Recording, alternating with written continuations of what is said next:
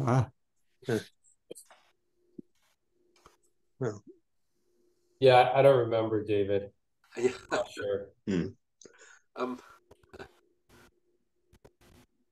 I don't remember that I was supposed to remember anything. So. Tai Chi is supposed to improve memory.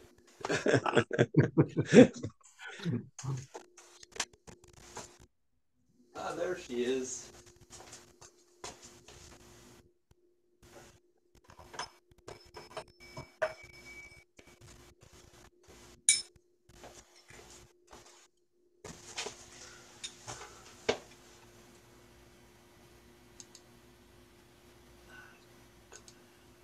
Oh, come on.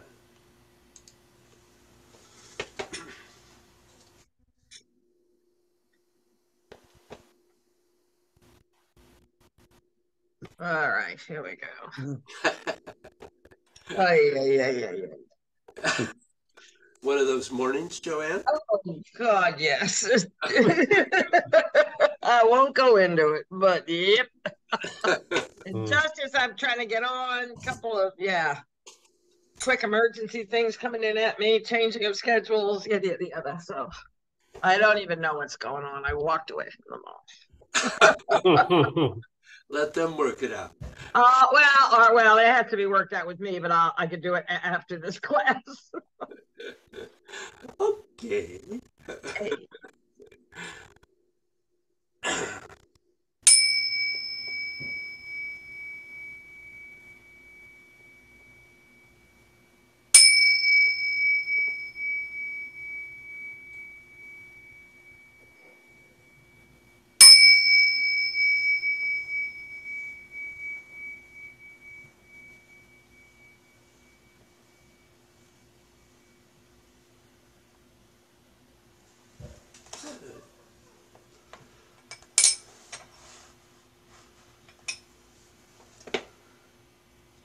How's your qua working?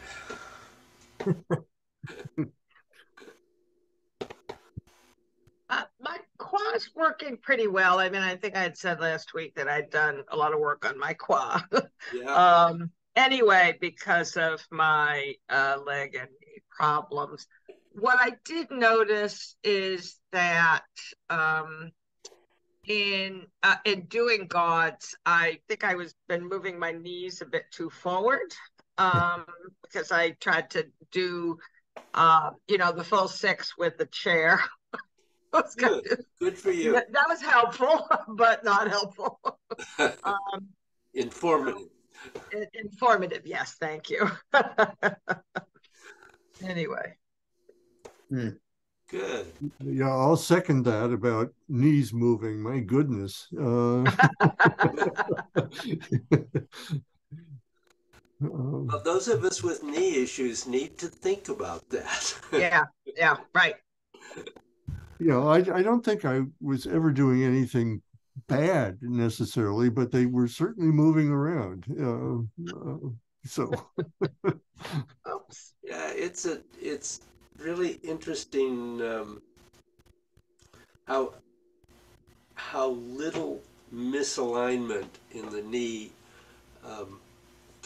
can cause eventually pain. Yeah.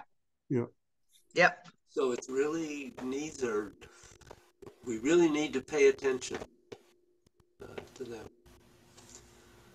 Yeah, we kind of have a case study right in our house. I've always felt like Madeline had a problem, I think because of the way her skeleton's aligned with knee movements doing Tai Chi and other things. And she has 2 knee replacements, and I've been told that my knees and hips are going to last for the duration, whatever the duration may be. That's how they put it, the duration. Right. Yeah. Yeah, beware of lifetime warranties, right?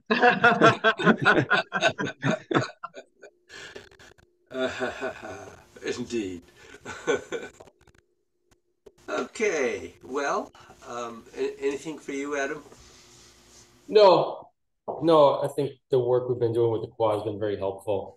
It's definitely helped, I think, get more energy movement through the legs, Okay. up into the torso. And I think it's just getting that from the torso and back out into the arms now. Yeah. For me, I think having the structure not be muscles and just the real basic, and thinking about that place in the back of the knee, it's a little bit elusive, but I think it's helpful to try to get there. It is a little elusive at first, absolutely. So, well, let's go a little further into openings and closings.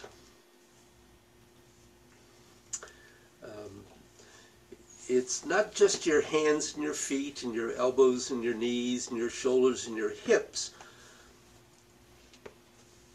The opening and closings are setting a basic rhythm inside the body. And you want to look through a really good microscope, you will see every cell getting smaller and expanding. This happens in blood vessels. They close and they open and the blood flushes out. So openings and closings are the central biological rhythm. So what you are attempting to do is simply to have that rhythm inside your body reach optimum levels, or at least be better than when you started. So getting the knees and elbows to do this is going to be particularly helpful in getting this whole center to periphery flow going. Because once you can really and truly go from your dantian to your knee and your elbows, it's usually not going to be that big a deal to get to your shoulders and your hands and your feet. But it's not very strong between your knees and if it's not very strong between your knees and your elbows, then it's not going to be that strong in the rest of the body. So it is important to pay particular attention to that connection. It is not intrinsically more important than any other connection, but developmentally you could say it actually is. The qua is now the leader of the elbows and arms. It is the opening and closing of your qua that should cause the opening and closing of all your joints and all your cavities. So that's what you're working on. But we're building it up sequentially, and eventually we'll have it that every joint and every cavity in your body is moving in synchronicity with the qua. So you don't want the qua to get stuck. You want it to have a very even flow. Then think of an energy gate. Let's say it's doing legs less than what it should. Why do you want it to do everything it could? Because that's going to tell every other opening and closing mechanism in your body to follow it. Not necessarily at exactly the same speed, but in the same ratio. But if that gets weak and the qua isn't strong, then maybe some of the joints from your knee down to your foot or from your diaphragm up don't work as well as they could. But it's not just going to be the joints. It's going to be blood vessels, glands, and every anatomical part of your body that's going to be off. So what you're trying to do is to bring them all into sync. Now there is one energy grid in your body that goes through the basic energy gates that go through your joints. And that's the energy circulation system in your body. But the cavities are more important because the cavities are what connect all of your joints. And your cavities are what are responsible when you want to get down to it, at the end of the day, for the openings and closings of all your internal organs and glands. So in this sense, you can have an elbow joint that doesn't work and live. But if you don't have a heart inside your body working well, you do have a problem. You can lose one lung and you can lose one kidney, but you can't lose both. So the cavities are the more critical in terms of everything to do with health. In a linear way of thinking, your joints are opening from one point to another, and they close the same way. But that's not necessarily the way that the human body works.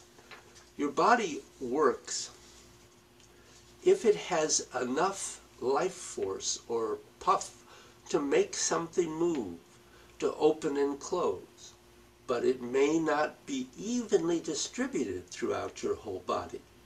So your ankles could be doing a crackerjack job, but your shoulders aren't doing anything. Or you could have the cavity of the quad really going well, but the cavity in the armpits is not.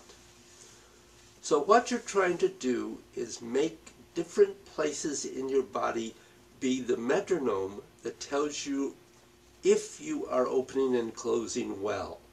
For example, if you want to make it your joints, you can make it your joints. Or you can make one joint, make sure that all your other joints are going in synchronicity with it. If you want to do a cavity, well, okay, do your quad. Make the most important, maybe the most important one. But then you have a midriff, you have an armpit, and you want to make them all go very, very evenly. And when you do that, it's almost as though a light starts turning on inside you, the light that's within your cells. So it will start to show itself, but a bit more, and you feel very fresh and very easy. Just keep in mind that there is no exact way to say where in your movement you will be when your joints have fully opened or when you have fully closed. There is variation. But what is the central point of all of this? Whether you're doing it in the ideal way or not, make sure that everything in your body is opening and closing in every millisecond you are doing God's. There is never a time when you can say, oh, this part isn't doing it quite right, so I'll just forget about it. Because what will happen is that even though the flow of energy through them will be very weak, at this time, in a week or two from now, they could strengthen until they become strong everywhere. And you are always trying to get an even, strong flow everywhere in the body. We currently have lived in a capitalistic world, and in that capitalistic world, there is one very, very basic rule. Something is the power of yes, and enables you to make a massive amount of money, and something inside you has the power to stop it. And Bruce has always called this the power of yes and the power of no. A great mathematician may be a marathon runner, and if you are a professional basketball player, you don't have to be an Einstein, but you sure have to be able to move that ball around. So Einstein didn't need to move the ball around. If you make billions in the oil industry, you don't need to know how to make billions in the steel industry or the biotech industry. The thing that you can do well, you do it and you put all your eggs in that basket until it grows. And that is usually how people do it. They play to their strength. However, there is a problem. You can do that with external things. Money, buildings, whatever you want whenever you want to congeal matter. But you can't do it that way with your body. Your heart is not your strong point, but your liver is. Making your liver stronger, but ending up with a heart attack doesn't quite work out. You need to realize that everything in your body has to cooperate together for your body as a whole to work. Yes, you could focus on specific areas that need a bit more of a boost, but always remember that the big thing in Qigong is to get everything inside your body, just as in time it is to get everything inside your mind to work together without sacrificing one part for another. In business, you have to put your energy into one area that works for you. You don't have to do everything well. But with your body, that sort of mentality, which is the mentality we've all been raised on, doesn't work. Because you can't say one part of your body is intrinsically more important than another. You really can't, because any part of your body can cause your whole body system to crash. So that mentality doesn't work. So, really, I don't know that you really can see that I'm opening and closing. As a matter of fact, I'm pretty sure you can't. However, that is what I'm doing.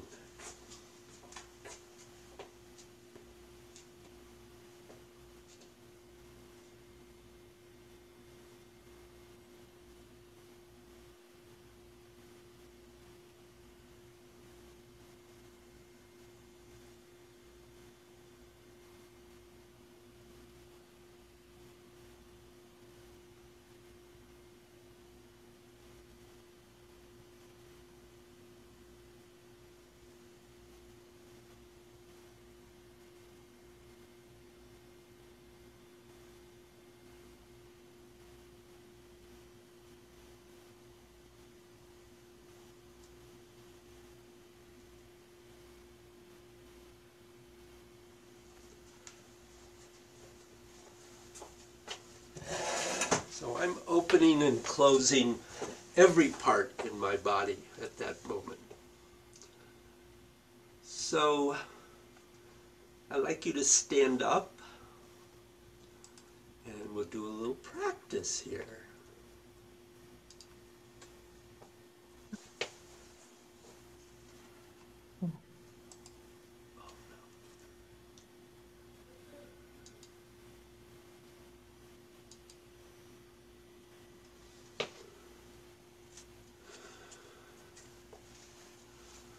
So just take a moment to stand and let yourself really feel where you are. Breathe and be aware of your structure. Be very aware of your structure.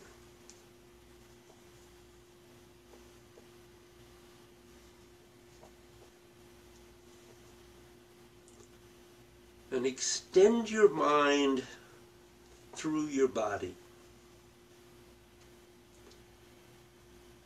And let it travel from your legs, through your qua, up the side channels, and all the way to the crown of your head.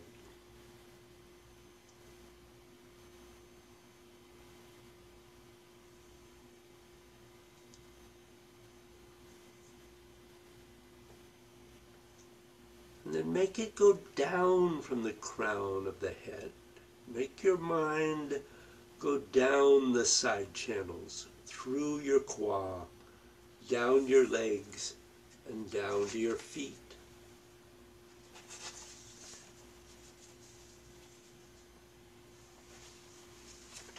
Just do that for a minute so that you're starting off with being aware that, yes, this is what I want to make sure is connected.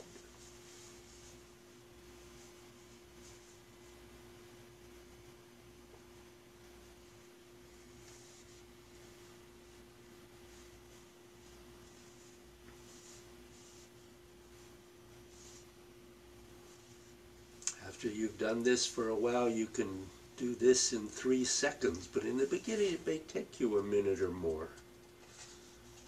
But remember, the stage we're at now in God's plane in the clouds is that movement 2 is now the first movement. So this is time to prepare for that movement. You want to make sure you're starting off from knowing what your body really feels like and what it's trying to do.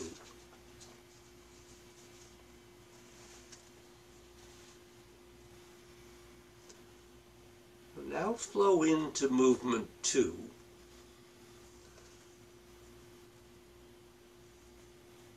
And close your quad as you sink. And open your quad as you rise.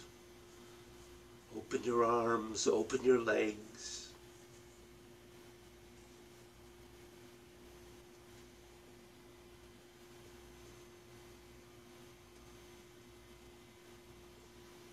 As you go down, close your quad.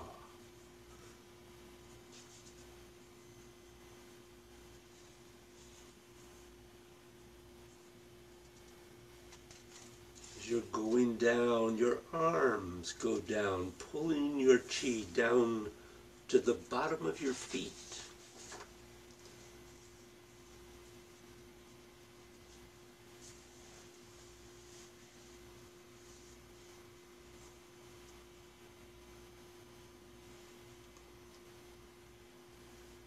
Which is where you finish your bend.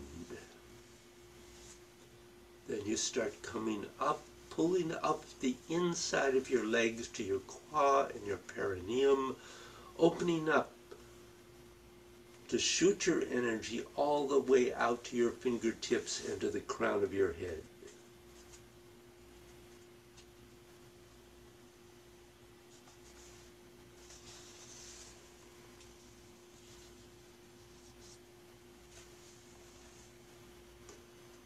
Back down, closing the quad, getting the energy go all the way to your feet.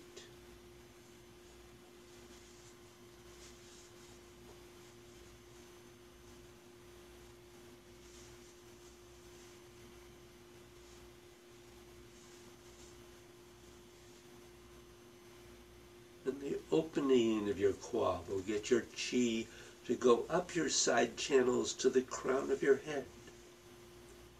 And as soon as you reach the crown of your head, start closing your quad and start bringing your chi down.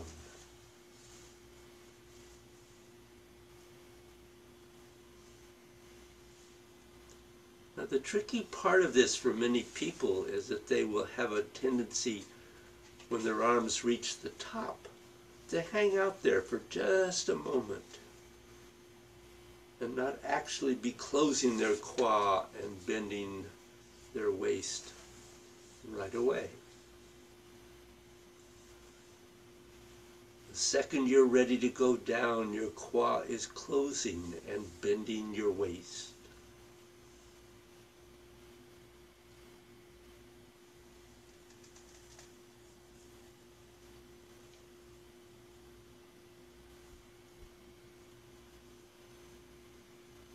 And as you're doing this, really focus that your knee and elbows are exactly in sync.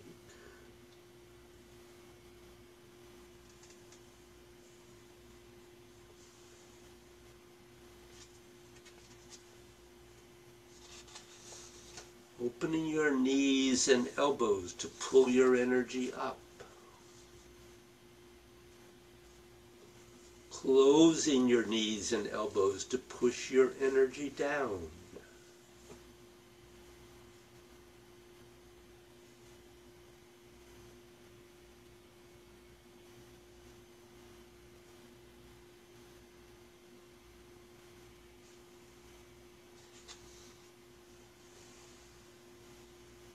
All Qigong movements can be done by either pulling energy in a direction or by pushing the energy. So push your energy down your extremities.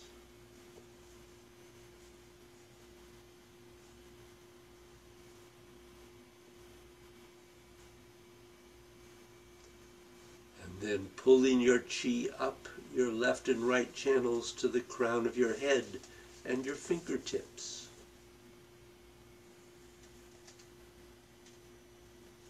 And reverse and push down from your head, down your legs and your left and right channels until you get all the way down to your feet.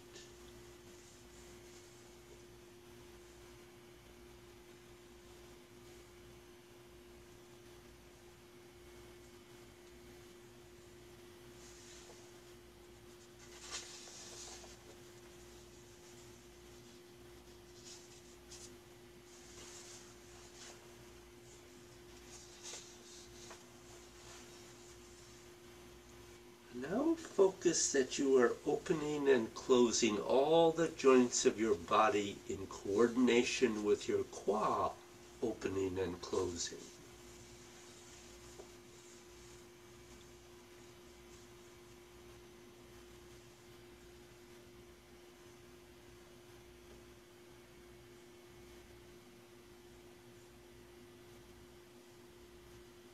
As you're going down, closing all your joints. And as you're coming up, letting all your joints open.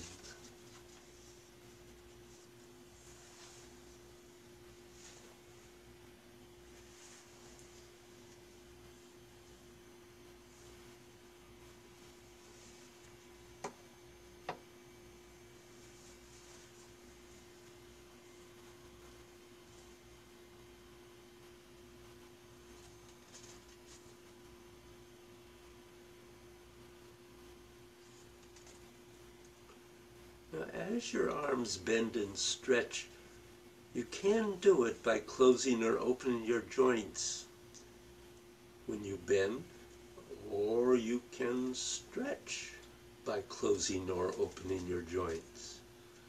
But the first thing is just to get a smooth flow.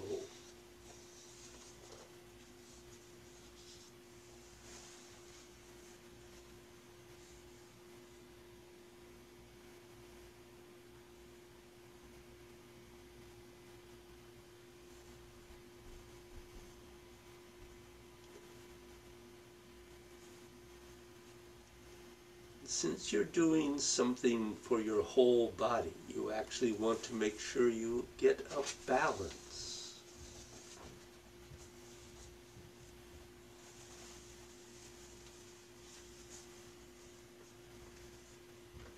You can decide on the easiest way to open and close.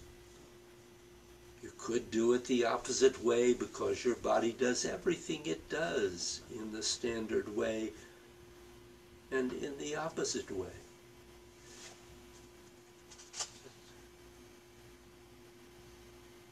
And that is about producing certain functions within it. It's not the Ten Commandments. Not that it must be done in one way only.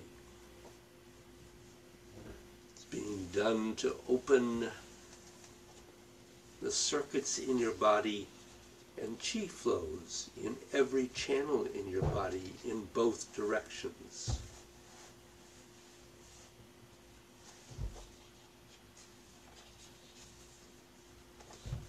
So make this your last movement, and the next time you come up, just let your arms relax to your sides.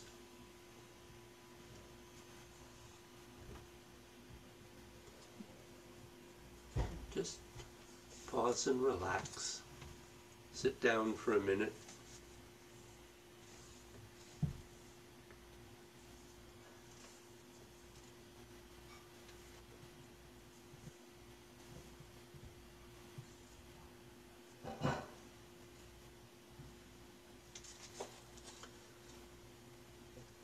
So what sense of opening and closing did you have?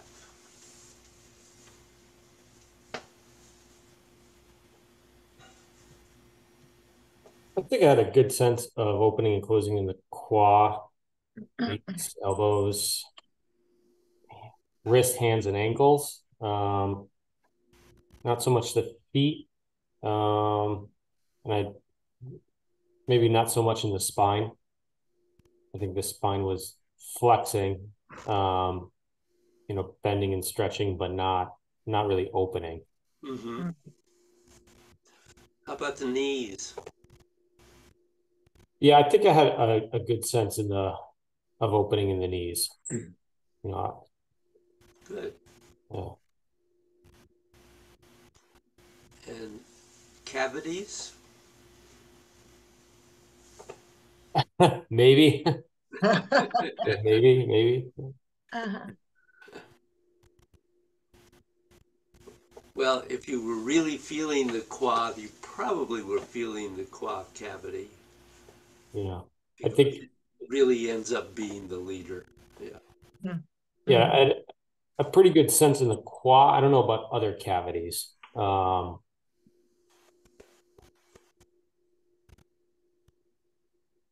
Okay. Yeah. And It was somewhat similar for me. The thing that was not working, like the base of the spine, I seem to have a flex and connection to, but the top of my spine seemed to keep getting tighter.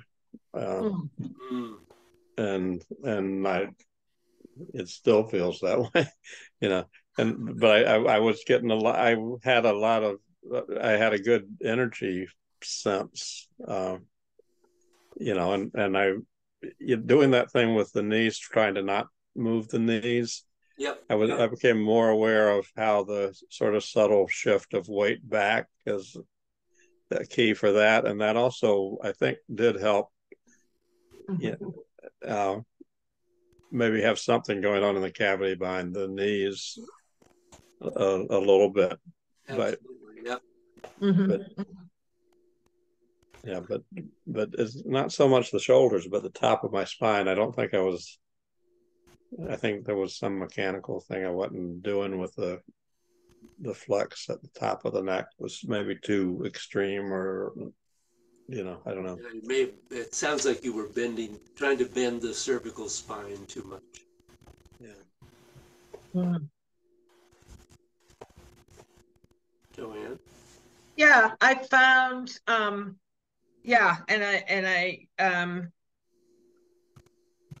my knee, I think that certainly my knees and my elbows, and I found them in sync. I think that your kind of reminder of the other cavities kind of made me more aware of them. Then sometimes you just do a double check and you're like, oh yeah, okay, yeah, that one's okay, Yeah. you remember them all at what moment. And then some are like, ooh, I'd forgotten that. And some are like, yeah, that's okay. But yeah, I think that my back, was a bit of a problem, I think, and began to get really tired, which means I'm not doing it exactly the right way, I think. But another lesson, yeah. Yeah. Mr. Nagel?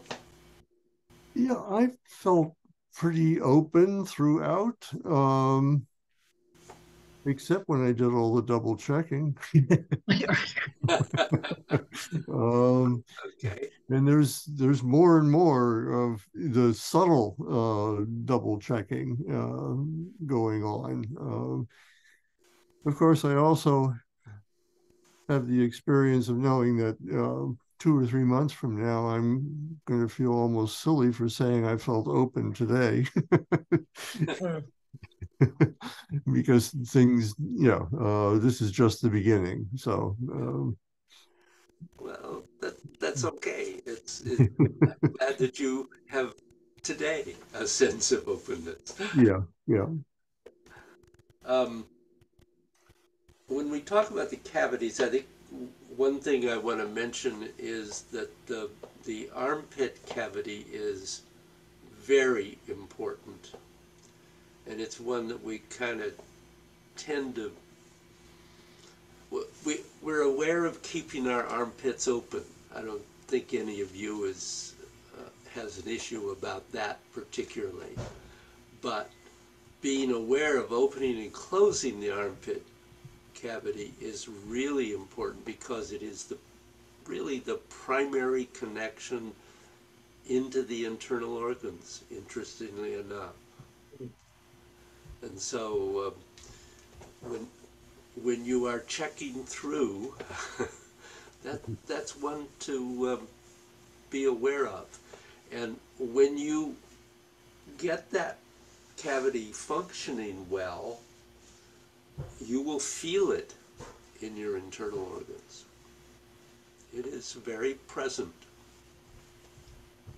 It may not be a strong feeling, but it is definitely there. Which I think leads to the question, are we thinking of all the cavities we need to be thinking about?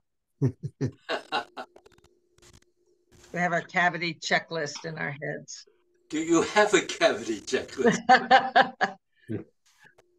That's a good thought.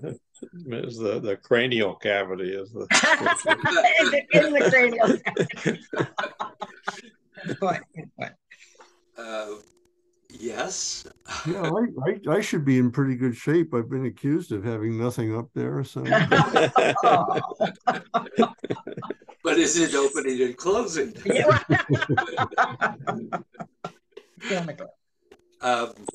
So,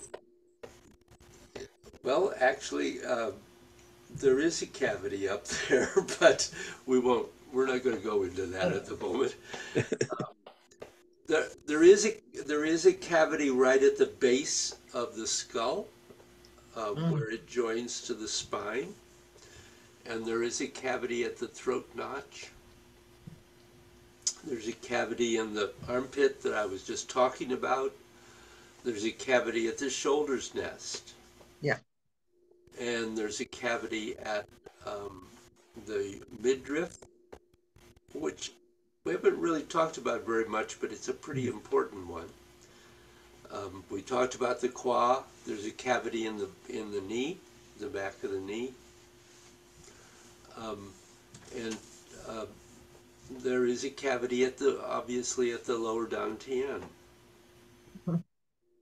Mm-hmm. So that's kind of the major ones. But so one of the things, I don't know whether I mentioned earlier that it's difficult to observe, particularly on Zoom, opening and closing, because and one of the things is that we are always doing it with, or seem to be always doing it with, bending and stretching. And yes, it does go in synchronicity with that. But one of the things about opening and closing is that, for instance, there doesn't have to be any movement. I can open and close my elbow, and I can feel the pulsing of the energy in my fingertips and moving all the way up to the crown of my head just from the elbow. And there's almost no visible movement. So I'm just meaning to indicate that opening and closing doesn't require bending and stretching. Mhm, mhm. Um, so when you normally stretch, you open the joint, and when you normally bend, you close the joint. But that's when it becomes difficult, because one can close a joint and as it stretches, or open a joint to get it to bend. But it's not easy to see because your skin is covering your joint. Bend and stretch, however, is easy to see. So what I'd really like you to do, unless you have anyone have another question or comment at the moment. Okay. So what I'd like you to do is to do a flow, and try to focus on using your qua opening and closing as the leader of the joints, at least, and perhaps as many cavities as you can be aware of. And see if you can make that go all the way through. How many movements in each do you want us to do? 10. 10, okay. Just 10. And start with 2. We will be starting with 2 eventually, but Not now. at the moment we're still including 1. Okay. I will shortly be taking 1 away, but not yet.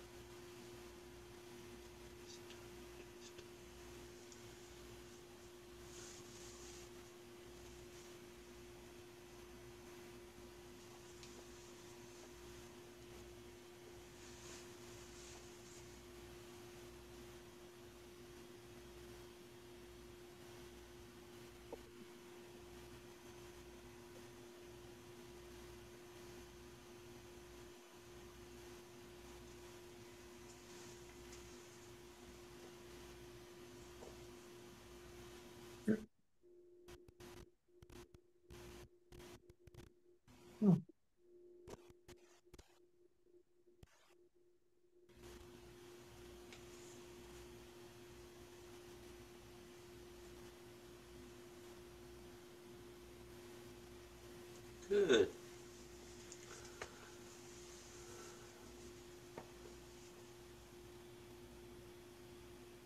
So, did you find some postures easier than others to open and close? Mm-hmm. Mm-hmm. Yeah. So what was easy and what was hard? Well, I'm going to miss one because one worked pretty well.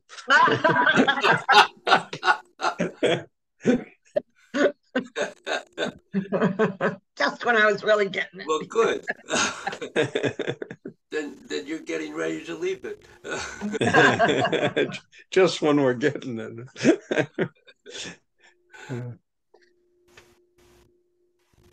I find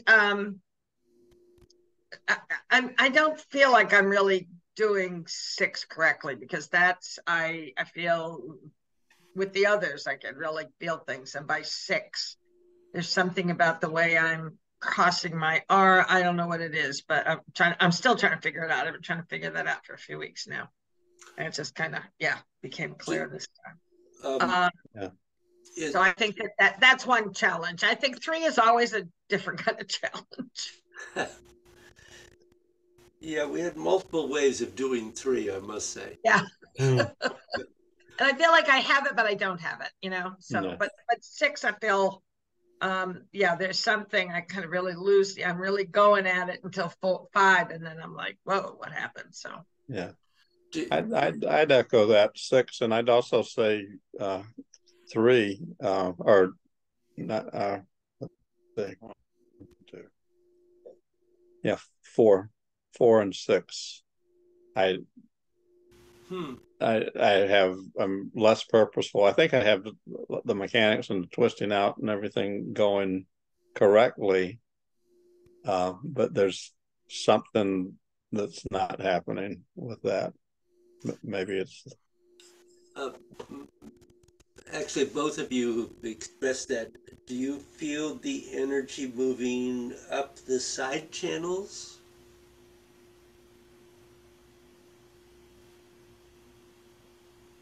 Yeah.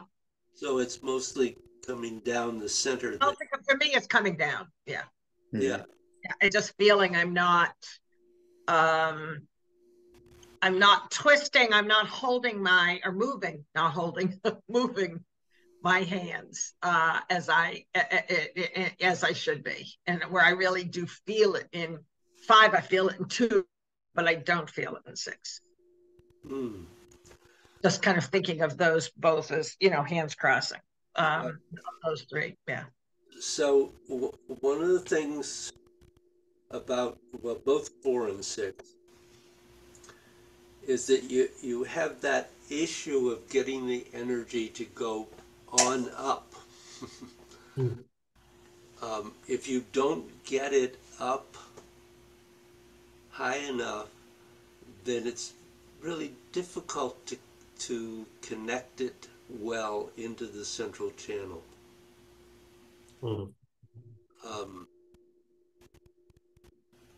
And part of that can be certainly in terms of the bend and stretch. Let me talk about that first. Is if when you're going up, you don't really complete that stretch all the way up. If you don't get the energy all the way up, it's really hard to cross it into the central channel and bring it down. So I think one of the things is really to make sure that you do have enough puff or energy to get that energy all the way up. I feel like I do that. It is really in the twisting coming down. I mean, we've done a lot of work, and you have reminded us of the difference between 2 and 5. I really feel like I understand that. I feel that. I know where that changes. But as soon as I get my hands up in 6, they just kind of feel like they just kind of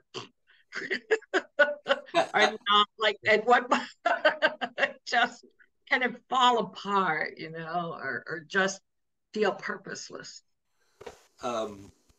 If anybody else is feeling that, maybe I'm the only one, but that's where I feel it the most. Where am I twisting? Where am I twisting in? Where am I twisting out? That somehow has gotten lost. You're not. I'm sure you're not the only one. That is a little bit. That's really interesting because when you're doing 6 coming up, you have to make sure that you don't twist everything in too soon. Right. It's much subtler coming down through the center, the twisting, that it is going up the sides. Yes. Although you do have the going out and then going up, but then coming down, that has to be fairly slow. And one of the things that's really important there too is that the shoulders don't get stuck up. So in other words, the shoulders have to just constantly be releasing down as you're coming down, or the energy can get stuck.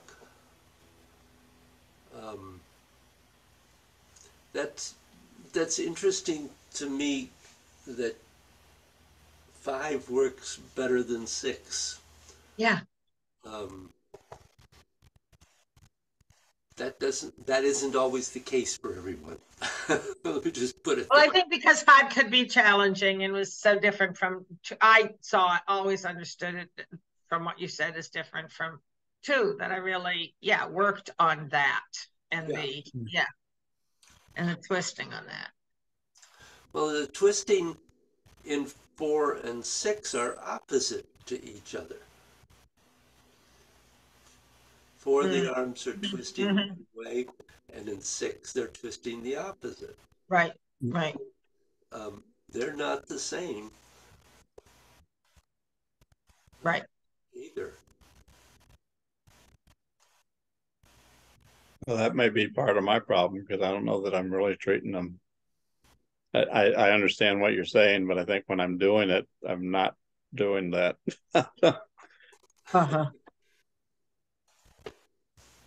Yeah, because in 4, the little finger edge is twisting in as it comes down and twisting out as it goes up.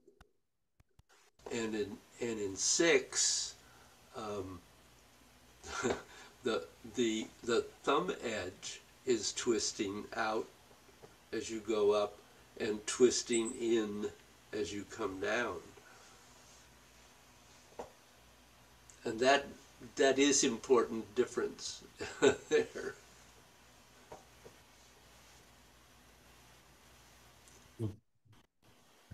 Not trying to confuse you, Bill, but it's a brain cavity problem. Well, I think we're opening it up.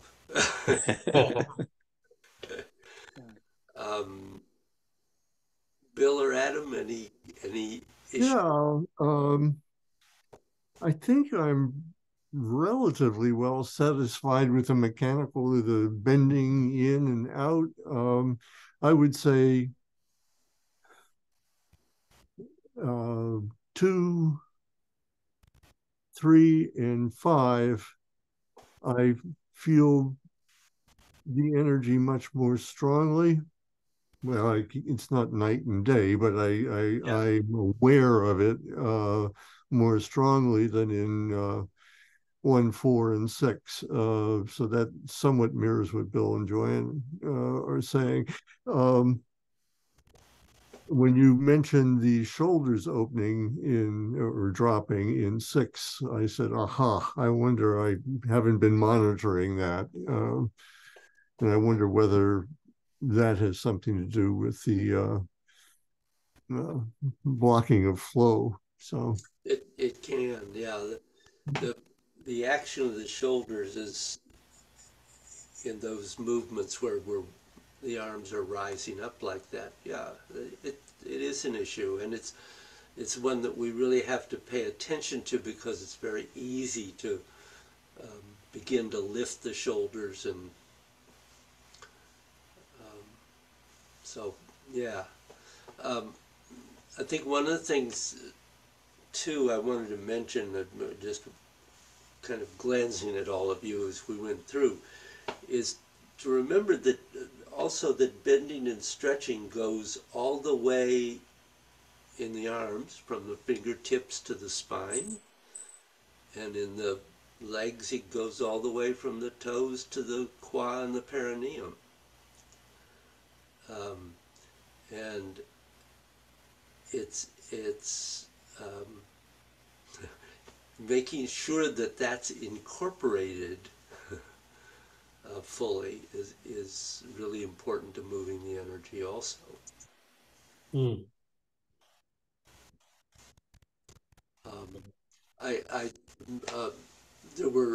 I noticed a number of places where I could, it looked, for instance, in just looking at the arms, it looked like wrist, elbows, shoulders, and probably scapula were moving, and the hands were limp. Mm. Or not really doing anything. And the hands are as fully active as any other part. And of course, part of the problem with that is that we don't want to focus on the hands, and yet they need to be fully involved. Yeah.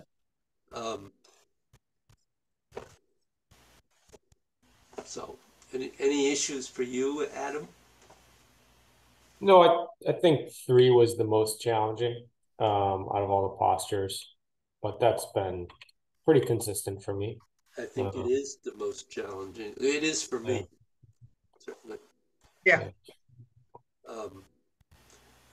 One of the things in speaking of, since we're kind of talking about bending and stretching and twisting, is in 3, that's really, it's kind of one of the difficult things is that it's so subtle. But we have to make sure that we get the elbows bending a little and the scapula bending in and then going out. And it looked to me here and there that the elbows weren't always getting moved appropriately. And that also the twisting is continuous, but it has to be very subtle because presuming that you're doing from one expansion out, that you're bending in all the way to the other one where you're going out, that's a long twisting and bending in and a short twisting and extending out. So they're not the same, and the longer period of time is more difficult to keep it going smoothly and not get stuck. And that really that does really affect what happens in 3, certainly in the upper body. It's hard for me to see much of what's happening in your lower bodies here on Zoom. But any other thoughts or questions at the moment? Well, play a bit with opening and closing this week. Okay. Good. Thank you. Great. Thanks, David. Yeah.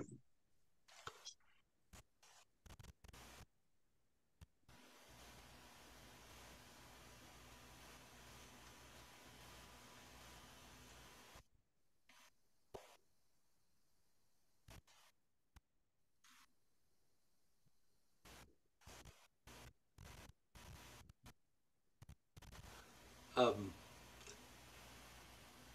I thought I would just add one other comment for you, Joanne. I don't know whether you're aware of it, but um, it does look like your elbows tend to get kind of stuck. Okay. Um, in you seeing you go through some of these movements, for instance, this can't really see me, can you? Yeah, stand up. um, that, for instance, even in two, Uh-huh. it looked like this was your extension. It was like Okay. a little bit Yeah. more that just isn't happening, Gotcha.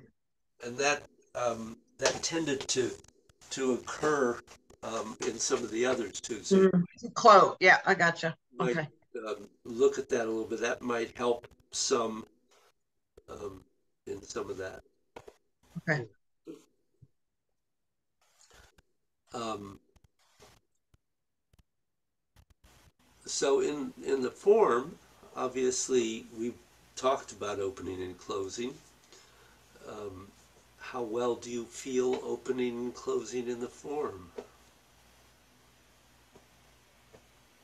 Or do What was that? I think at times it feels pretty good, depending on the posture. I think the transitions are the hardest part. I think it tends to, I don't know, be a little fleeting at those points. But I think it's also inconsistent where I feel it.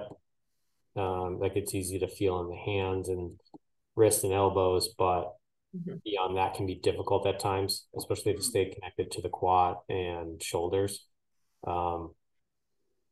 Pretty much very little in the knees. Yeah, well,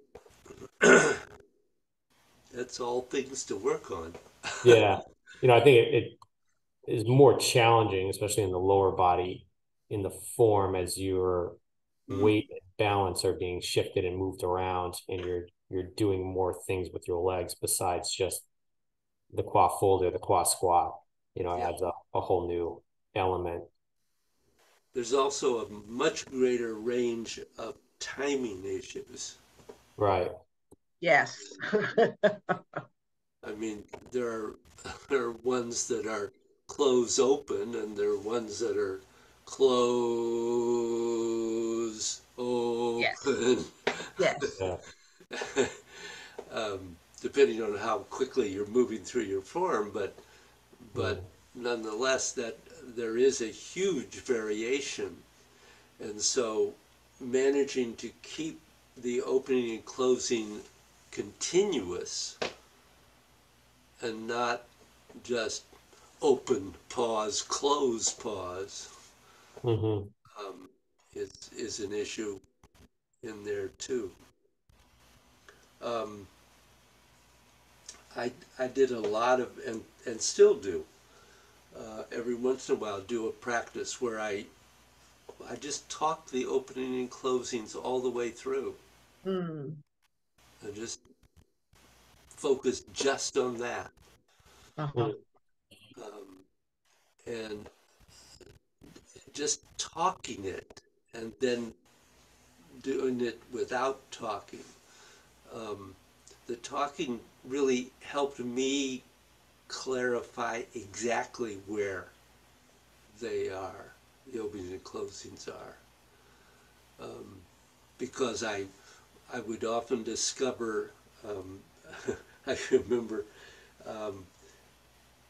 suddenly realizing that I'd left out an opening or a closing that I knew part of it, but I didn't know what the other part was, and I had to go back and look at the posture and say, wait a minute, now how does that work? So I don't know if you played with it that way, but that I found that very helpful in clarifying. Uh-huh. Yeah, I've been doing particularly just the first paragraph and kind of saying it to myself as I do it. Yeah. Yeah. Just kind of doing that now for the last couple of weeks. Oh, yeah. And then kind of going, oh, wait a minute, where am I? Right. Oh, that was a very long one. Or whoops, wait a minute.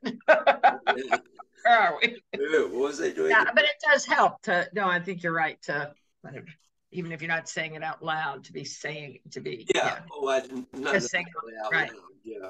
Yeah, right. But well, sometimes I do talk out loud to myself, but you know, Don't we all? but just being aware you're, yeah, that's what you're focusing on at that moment to move through. And yeah, I mean, I think it's always part of the practice to make sure we don't keep stopping and starting anyway. But still, you know, but still at times a challenge. Yeah. Yeah. Right. But sometimes stopping and starting is necessary.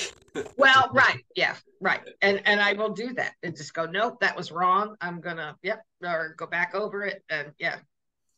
Yeah. Rather than try to keep going through it and saying, oh, next time I'll be better at it, because that doesn't work for me. Well, that doesn't work, I think, for anybody. Yeah. I think also what the other thing I was saying a moment ago that I think is helpful is after you've gone through, whether it's just one paragraph or a whole flow, talking the openings and closings, to do it without talking, to do a flow and try to feel the opening and the closing. Make that distinction, because when you're talking them, you will feel some, but you won't. I think the talking does get in the way of the feeling. Yeah. Oh, yeah. Yeah. Right. So, kind of need to do both if you can, if time allows. Right. Nice. So, either of you have a question about any place in the form, opening and closing? I don't think so. I just a reminder, I'm not here next week, but that does mean I'm at the cabin, so I will be hopefully doing a lot more practicing. I'll write down my questions. Oh, great. That's all. I'm like, yay. Well, good to have a time like that when you can. Yeah. Yeah. Yeah, it really is. And it's beautiful. When I get up early in the morning, I can walk down to the pond and do it. Nice. I'm envious. Can't beat that one, you know? Yeah, I'm envious already. Right. I hope you have a great time.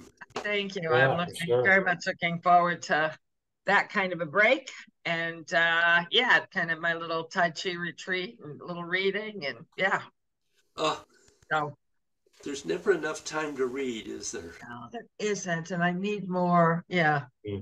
I need more than one week a year to do that, but that's what I get here. So I'll take it. And